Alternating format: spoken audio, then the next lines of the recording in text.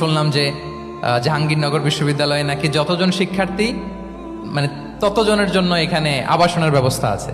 বাংলাদেশের কোনো ইউনিভার্সিটিতে নাকি এটা নাই। আলহামদুলিল্লাহ, অসাধারণ প্রিভিলেজ, এখানে অনেক সুন্দর সুযোগ। ফজরের পরে আমরা ঘুমাই কারা কারা দেখি?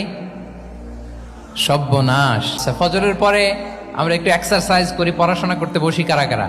মাশাআল্লাহ, আছে কিছু? ঠিক আছে, হাত নামান। এবার দুইবারের একবারও যারা হাত তোলেননি তারা হাত তোলেন। আপনারা কি করেন? এইটা হ্যাঁ, ডিভাইস। ফজরের পরে আজকে থেকে কোনো ঘুম চলবে?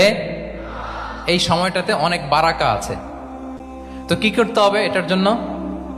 আগে আগে ঘুমোতে হবে। কি বলেন? অনেকে ফজরের এই বরকতময় সময়টা তারা ঘুমাতে ঘুমাতে মিস করে। এর কারণ দেরিতে ঘুমোতে যাওয়া, কিন্তু আগে তো ঘুম আসে না, তাই না?